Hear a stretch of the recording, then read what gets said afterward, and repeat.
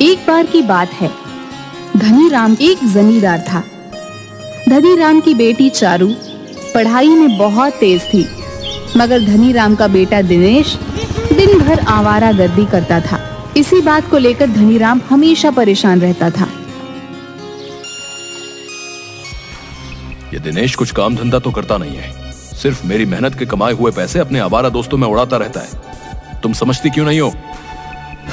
आप तो ऐसे बात कर रहे हैं जी जैसे कि दिनेश सिर्फ मेरा ही बेटा है। आपका तो कुछ लगता ही नहीं। जब मैं उसे डांटता हूँ तो तुम्हारी ही आंखों से टप टप आंसू बहने लगते हैं। अरे आपसे डांटने के लिए किसने मना किया है? आप तो उसे मारने लगते हैं। जवान बेटा है, कहीं कुछ कर बैठा तो? अरे जवान है तो क्या हुआ, उसे कुछ भी करने की आजादी दे दूं? देखो शारदा, दिनेश सिर्फ तुम्हारी वजह से ही बिगड़ा है। वाह पति देव, बेटी पढ़ाई में अच्छी है तो वो आप पर गई है। अगर आवारागर्दी करता है बेटा तो उसे मैंने बिगाड़ा है। आप तो जैसे जवानी में बड़े सीधे थे। मैंने तो अपने पिता की दौलत को अपने आवारा दोस्तों में कभी नहीं उड़ाया। 20 साल की उम्र में ही काम करने लगा था और अपने पिता का हाथ बटाने लगा था। और तुम्हारा बेटा तो अपने पिता के ऊपर बोझ है।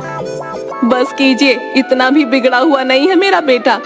अरे इतनी दौलत है, कहाँ ले जाओगे? एक दिन तो वो दौलत दिनेश को ही मिलनी है। बिटिया तो अपने घर चली जाएगी। गांव में ऐसा कोई व्यक्ति नहीं है जिसने मुझसे दिनेश की शिकायत ना की हो। परसों तो दिनेश ने हद कर दी, मुखिया की बेटी बिंदिया को भी छेड़ा है उसने।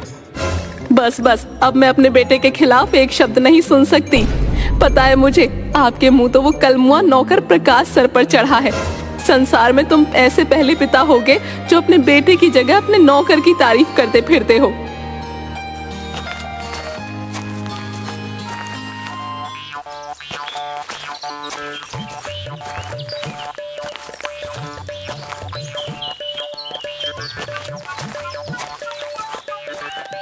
आप आ गए मालिक। आपके कहने के मुताबिक मैंने सुबह ही खेतों में पानी डाल दिया है और जो आपने गड्ढा खोदने के लिए बोला था वो भी खोद दिया है। अभी तो सुबह के 7 बजे हैं प्रकाश, तो तू कितने बजे से काम पर लग गया? मालिक मैं सुबह 4 बजे ही आ गया था। एक बात और बतानी थी आपको। कौन सी बात? कुछ देर पहले मुखिया यहाँ आया था, आपको बहुत उल्टी सीधी सुना रहा था। बोल रहा था अगर वो जमींदार है तो क्या उसके लड़के को गाँव की लड़कियां छेड़ने का कोई लाइसेंस मिला है क्या? वो पुलिस में रिपोर्ट करने की धमकी देकर गया है मालिक। अच्छा है, वो पुलिस में रिपोर्ट कर दे। एक तू है प्रकाश और एक मेरा बेटा है। दिन भर कुछ नहीं करता सिवाय आवारागर्दी करने के अलावा, और मैं उससे कुछ कह भी नहीं सकता क्योंकि मेरा कुछ भी कहना उसकी माँ को बहुत बुरा लगता है। आप दिनेश बाबू को समझाते क्यों नहीं? मैं उसे समझा कर थक गया हूँ। मालिक मुझे कुछ देर के लिए जरूरी काम है, अगर आपका आदेश हो तो मैं कुछ देर के लिए चला जाऊं। क्या बात है प्रकाश, कहीं तेरा कोई चक्कर वगैरह तो नहीं चल रहा? अरे नहीं मालिक, मुझ जैसे गरीब नौकर से भला कौन सी लड़की अपना चक्कर चलाएगी। ठीक है जा, 2 घंटे के लिए नहीं 4 घंटे के लिए चला जा।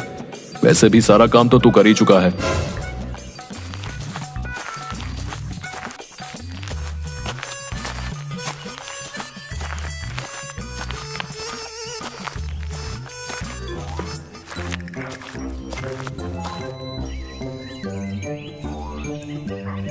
मैं तुम्हारा कब से इंतजार कर रही हूँ प्रकाश। घर में तो तुमसे बात करने का मौका मिलता ही नहीं।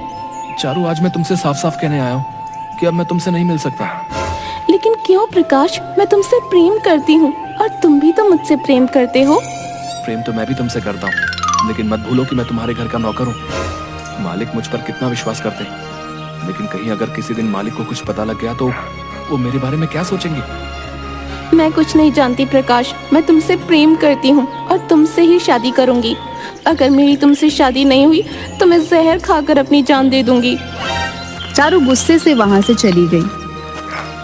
कुछ दिन ऐसे ही बीत गए। एक दिन शहर से हुकुमचंद नाम का एक बड़ा व्यापारी मुखिया को लेकर जमींदार के पास आता है। मुखिया को देखकर धनीराम चौंक गया। मुखिया जी, मैं दिनेश की हरकत पर बहुत शर्मिंदा हूँ। अरे नहीं धनीराम जी, दिनेश की हरकत को मैं कब का भूल चुका हूँ। आप भी भूल जाइए। दिनेश बच्चा है और बच्चे तो गलती कर ही देते हैं। दरअसल धनीराम जी, मैं हुकुमचंद जी को आपसे मिलवाने के लिए लेकर आया हूँ। हुकुमचंद जी शहर में बहुत बड़े सोने के व्यापारी हैं। नमस्ते धनीराम जी, मुझे मुखिया जी के द्वारा ही आपके बारे में पता लगा। मुझे एक अच्छे और सच्चे व्यक्ति की तलाश थी। मुखिया जी ने बताया कि आप बहुत ईमानदार और धनवान व्यक्ति हैं। मुखिया जी ने मेरी तारीफ कुछ ज्यादा ही कर दी। मुझसे ज्यादा अच्छे इंसान तो मुखिया जी हैं, जिन्होंने मेरे बेटे की गंदी हरकत को भी माफ करके भुला दिया। बताइए, आपको मुझसे क्या काम है? दरअसल मैं सोने का एक बहुत बड़ा व्यापारी हूँ और मैं हिंदुस्तान छोड़कर विदेश में बसना चाहता हूँ। मेरे पास कुछ सोने का स्टॉक है। मैं चाहता हूँ कि उस सोने को आप खरीद लें। मैं वो सोना आधे पौने दामों में बेचने के लिए तैयार हूँ।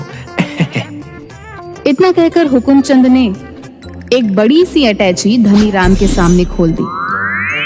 उसमें ढेर सारे सोने के बिस्किट रखे हुए थे। सोने को देखकर धनीराम बुरी तरह से हैरान हो गया। लेकिन आप इतना ढेर सारा सोना शहर में किसी को भी बेच सकते हैं।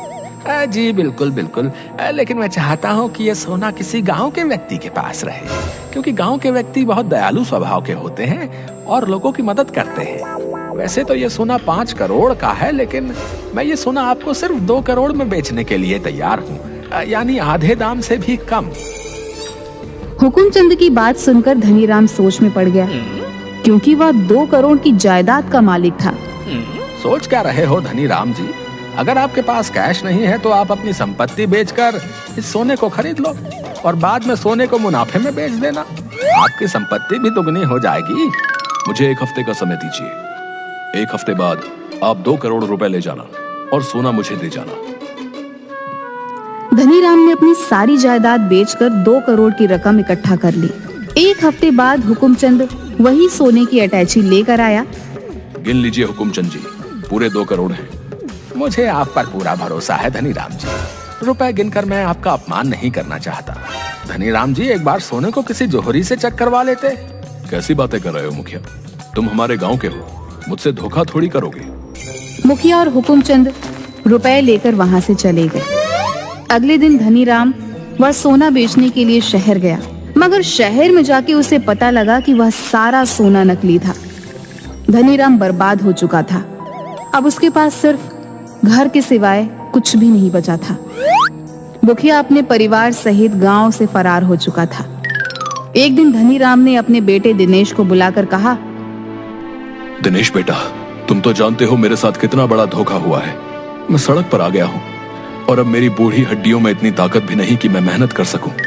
तुम जवान हो, कोई काम धंधा क्यों नहीं करते ताकि परिवार की रोजी रोटी चल सके? दिमाग तो ठीक है आपका पिताजी हैं। एक तो आपने सारी दौलत पानी की तरह बहा दी, ऊपर से आप मुझे मेहनत करने के लिए बोल रहे हो हैं। मैं आपका खर्चा नहीं उठा सकता।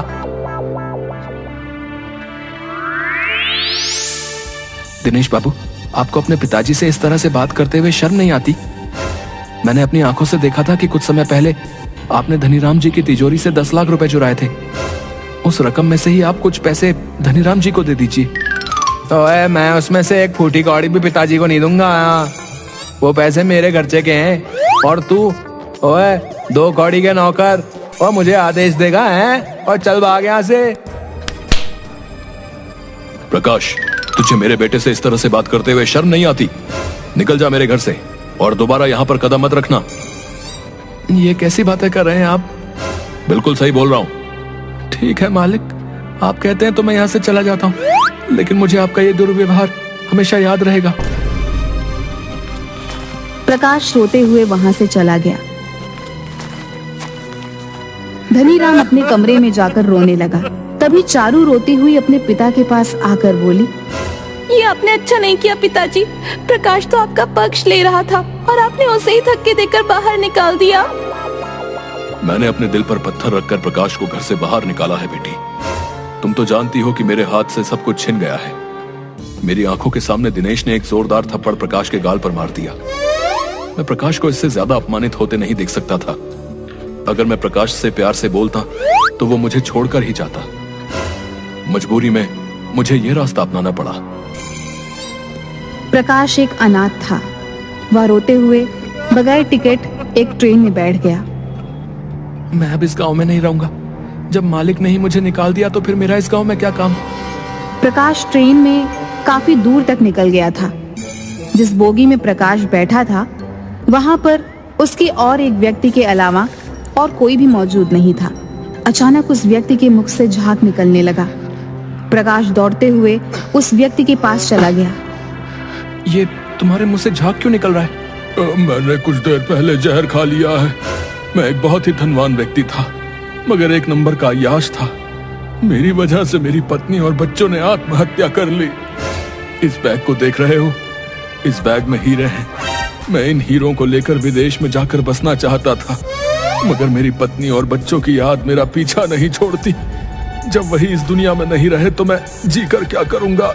इतना कहकर उस व्यक्ति ने दम तोड़ दिया। प्रकाश ने देखा कि उस बैग में हीरे भरे थे। प्रकाश एक चतुर व्यक्ति था। वह समझ गया कि अगर उसने इसके बारे में पुलिस को बताया तो पुलिस उल्टा उसे ही गिरफ्तार कर लेगी। प्रकाश उस बैग को लेकर अगले रेलवे स्टेशन पर उतर गया। प्रकाश उन हीरो को बेचकर बेहद अमीर आदमी बन गया। अमीर होने के बाद प्रकाश को चारू की याद सताने लगी।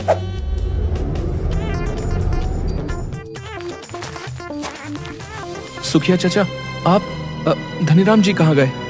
उनके साथ तो बहुत बुरा हुआ प्रकाश। दिनेश ने अपने परिवार के सभी लोगों को धक्के देकर बाहर निकाल दिया। ये सदमा धनीराम की पत्नी बर्दाश्त नहीं कर सकी और वो इस दुनिया से चल बसी। धनीराम चारू को लेकर पता नहीं कहाँ चला गया। लेकिन ये मकान तो धनीराम जी के नाम पर था ना? हाँ, लेकिन दिनेश ने चुपके से इस मकान को भी गिरवी रख दिया था। धनीराम के पास इतने पैसे नहीं थे कि वो इस मकान को छुड़ा पाए। जाते वक्त धनीराम तुम्हें याद करके बहुत रो रहे थे भाई। मुझे याद कर रहे थे, लेकिन उन्होंने ही तो मुझे घर से बाहर निकाला था। नहीं प्रकाश, उन्होंने तुम्हें ज्यादा अपमानित होने से बचाने के लिए अपने कलेजे पर पत्थर रखकर तुम्हें घर से बाहर निकाला था। अगर वो तुमसे प्यार से कहते तो तुम कभी नहीं जाते, और उनके पास इतने पैसे नहीं थे कि वो तुम्हारा खर्चा पानी उठा पाते। प्रकाश ने चारू और धनीराम की बहुत तलाश की, मगर वह उसे गांव में कहीं भी नहीं मिले। थक हार कर प्रकाश उन दोनों को शहर शहर जाकर तलाशने लगा। एक दिन तलाश करने के दौरान प्रकाश की नजर दिनेश, हुकुमचंद और मुखिया पर पड़ी। वो तीनों एक कार में अंदर बैठे हुए थे। प्रकाश हैरत में पड़ गया। ये तो मुखिया और हुकुमचंद है जो धनीराम जी को बर्बाद करके गांव छोड़कर भाग गए थे। इनके साथ दिनेश क्या कर रहा है? इनका पीछा करना चाहिए।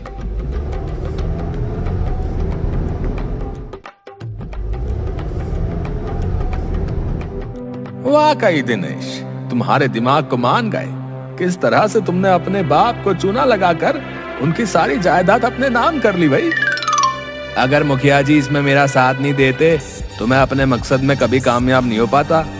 मेरा पिता एक नंबर का बेवकूफ इंसान था। मैं जरा से पैसे क्या खर्च कर देता था, घर में रोज रोज झगड़ा करता था। वो तो भला हो मुखिया जी का, जिन्होंने मुझे ये सारी योजना बताई। दिनेश, तुम मेरी बेटी से प्यार करते थे, लेकिन तुम कोई काम धंधा तो करते नहीं थे, और धनीराम तुम्हें कभी भी व्यापार करने के लिए पैसे नहीं देता। इसलिए मैंने पहले ये अफवाह उड़ाई कि तुमने मेरी बेटी को छेड़ा है, और कुछ महीनों बाद मैं हुकुमचंद को लेकर धनीराम के पास पहुंच गया और उसे ऐसा जताया कि जैसे मैंने तुम्हें माफ कर दिया है।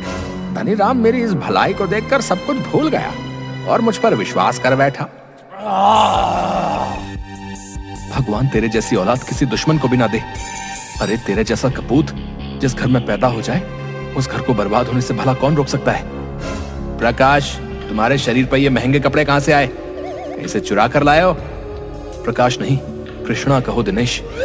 कल के वक्त का एक मामूली नौकर आज के वक्त का एक बहुत बड़ा धनवान व्यक्ति बन चुका है, जो तुम्हारे जैसे न जाने कितने दिनेश को खड़े खड़े खरीद लेगा। तुम्हें तुम्हारे किए की सजा जरूर मिलेगी। सीधी तरह से ये बता दो कि धनीराम जी और चारू कहाँ हैं? मुझे क्या पता वो कहाँ है? हो सकता है सड़क पर रोड एक्सीडेंट में कहीं मर गए होंगे। दिनेश की बात सुनकर प्रकाश को बुरी तरीके से गुस्सा आ गया। उसने गुस्से में तीनों को पीट दिया और तुरंत पुलिस के हवाले कर दिया। प्रकाश शहर का बेहद अमीर आदमी बन चुका था। पुलिस ने उन तीनों को धोखाधड़ी के आरोप में जेल में बंद कर दिया। प्रकाश मंदिर में रोज प्रार्थना करने जाता था और एक दिन उसकी नजर मंदिर की सीढ़ियों पर पड़ी।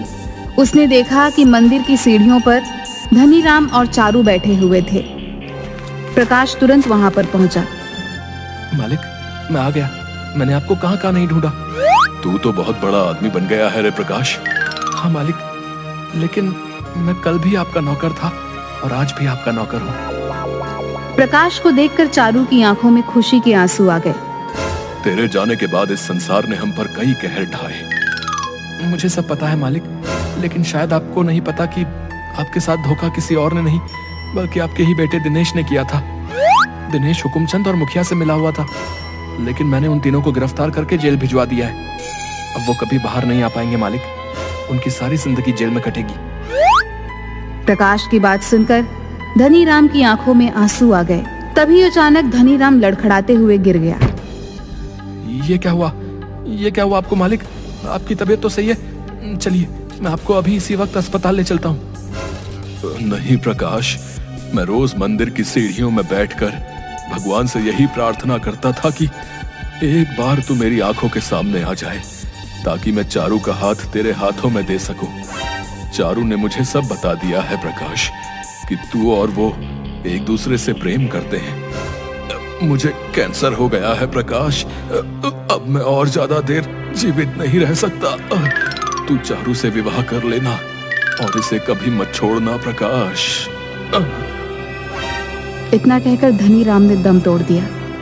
प्रकाश ने धनीराम का अंतिम संस्कार कर दिया और चारू के साथ विवाह कर लिया। दोनों विवाह करके शहर में ही रहने लगे। आज प्रकाश एक खुशहाल जिंदगी जी रहा है। प्रकाश ने अमीरी के बावजूद भी अपने ईमानदार नौकर होने का फर्ज निभाया।